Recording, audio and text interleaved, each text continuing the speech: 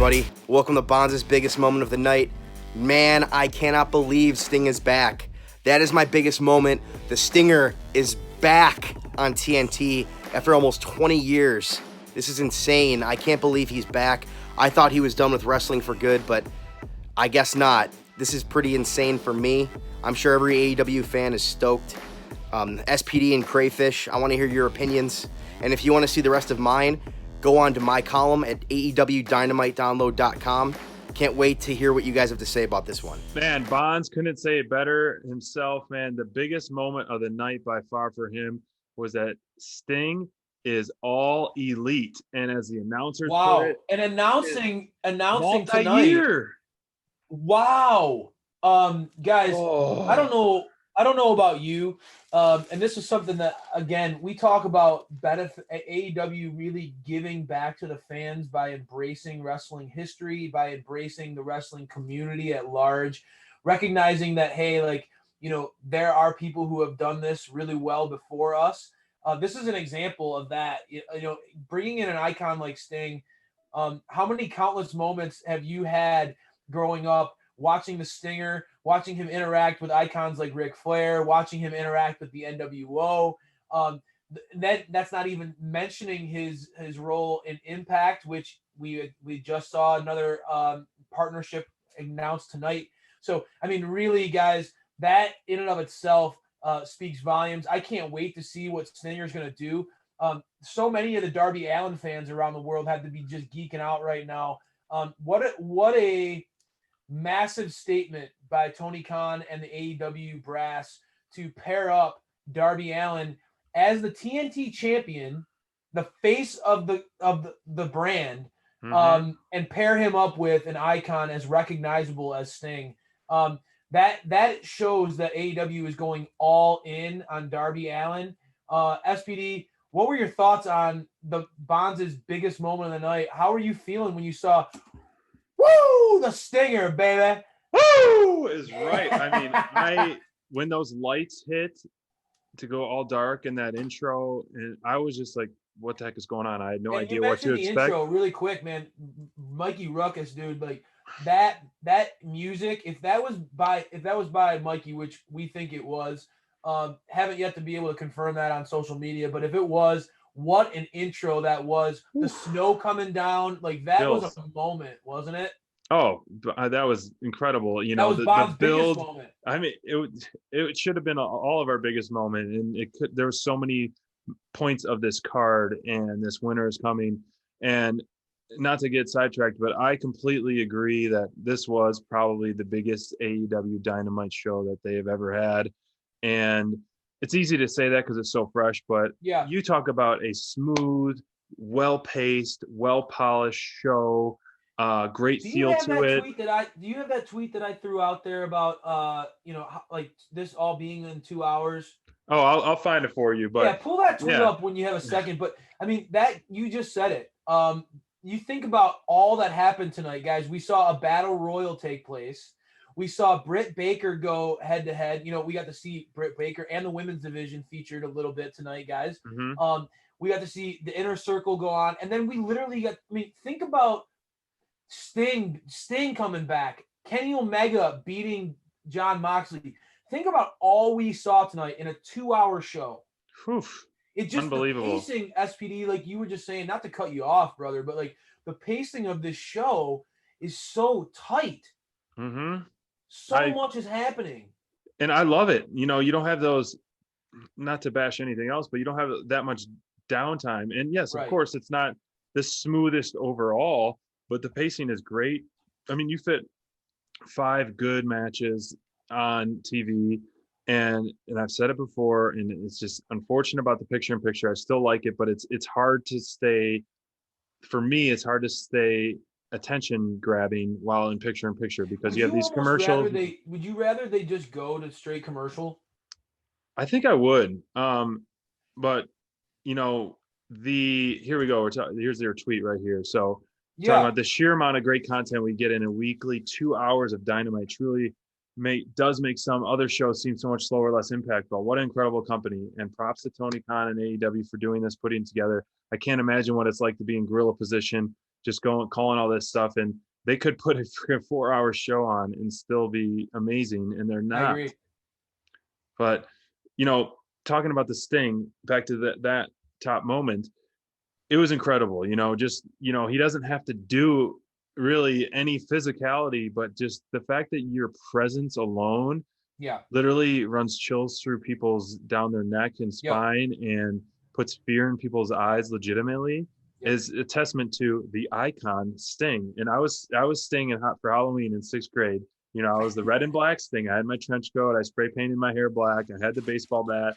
I'll never forget that. I wish I had a photo of that, but that's awesome. Out the bat. And where it goes from here, it's very interesting. I guess we'll segue right into the match after that. Yeah. There's a lot to talk about the match, and we can, circle back into what happened after the match, because it was a great match, and I loved, the entrances were great, and it was a well-paced match. And you talked about Hobbs being really strong, and I thought he did look very strong, and he's growing every single week, growing better and better. And all 4 of these guys in this match are, to me, top-notch stars. Really, you said it well. This is a combination of guys who, if you ask 10 different people, you might, you're going to have 10 different answers on who the favorite person is, who the most bankable star is. You really, honestly, this is an incredible pairing of talent, a blend of guys who have experience, a blend of guys who have upside.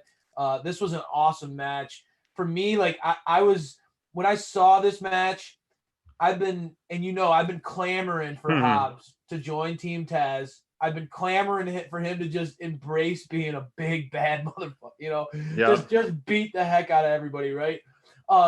And before the show, I was eyeing the card, and the obvious ones, the Omega and Moxley match stood out, the Battle Royal stood out, right? But and I got some good conversation tonight about the Baker match, because I'm a DMD fan, but this match was sneaky good for me, because I wanted Willie Hobbs to just beat the hell out of Darby Allin. I just wanted him to throw him around and enjoy beating him up, just like, he definitely did that for sure. Be a bully, right? Just be a bully about it. Just muscle him around.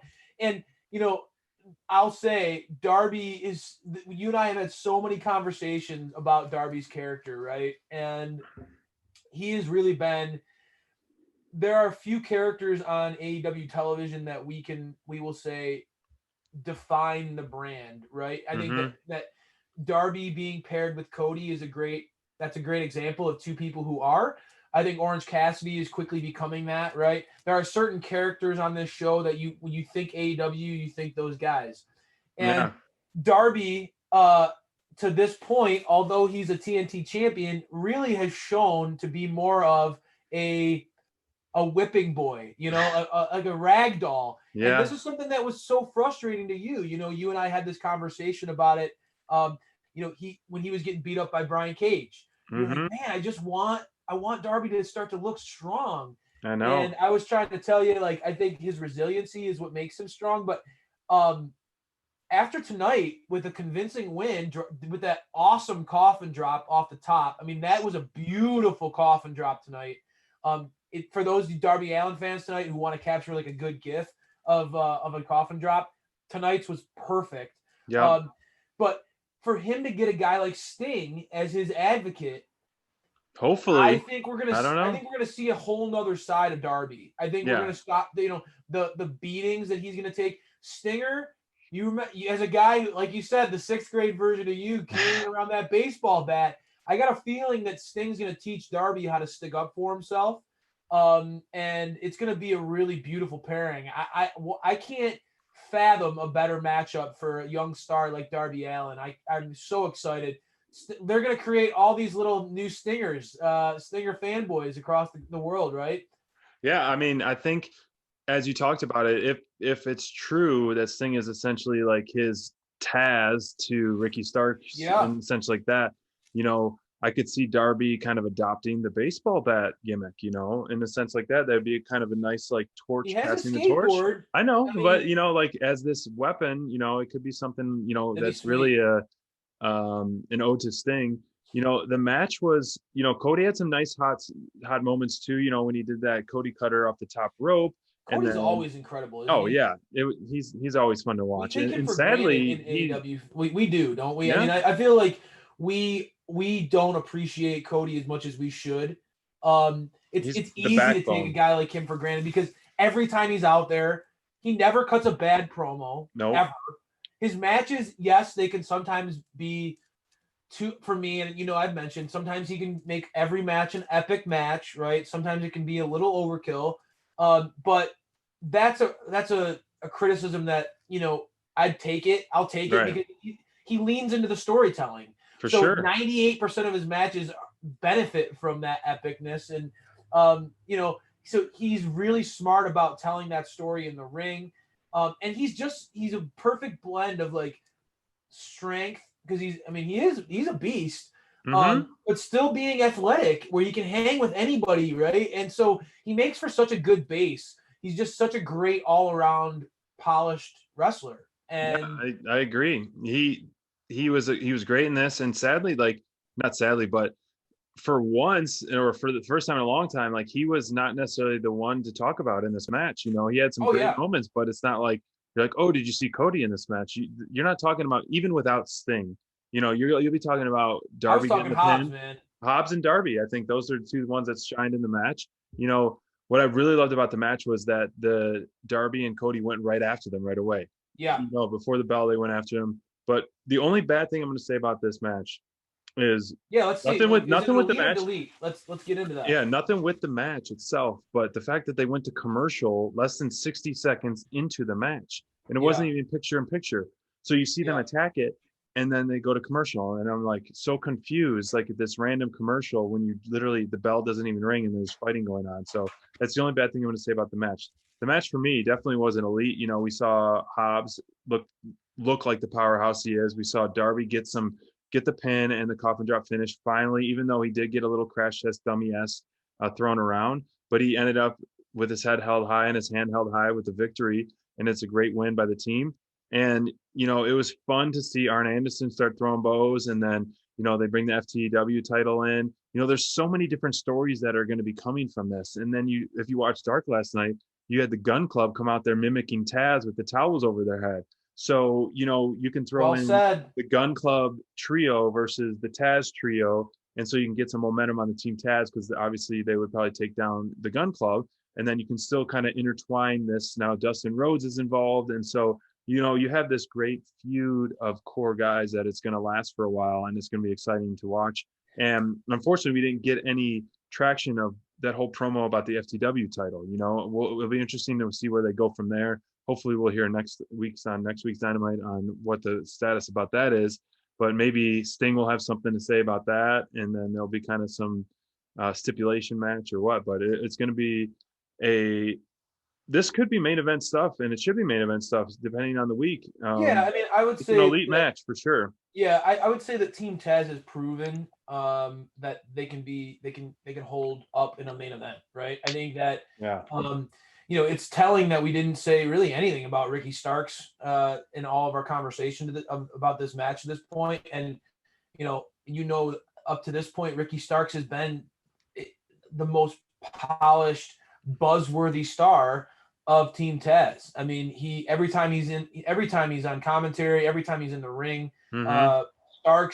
Starks feels very comfortable in his own skin, Sure. and that shows on camera. There are some people who struggle, who you can feel are trying really hard to make this work. Starks never feels that way. That guy always feels comfortable, confident, cool, in control of everything. And because of that, you can really see his stardom rising. When you have a guy who, no matter how much pressure you put on him, he always seems to feel kind of cool and has it together. Well, that's a guy that you can turn to when the going gets tough. So Oh yeah. I think AEW has something with Ricky Starks there. That said, man, this match is an elite out of me because one, obviously the overall takeaway that we got from that moment that we got to see with Ricky Starks battling it out. We ended up seeing really Darby Allin getting that nod of approval from Sting. it was an incredible overall match. We get that big moment, but I was impressed by the fact that, and you said this earlier, so many stories are being told on AEW. We really get to see here the continuation of Willie Hobbs, Powerhouse Hobbs, turning into like really the baddest dude in the crew. You see, that continuation of the Ricky Starks and Darby Allin feud that's been going on for how long now? Yeah.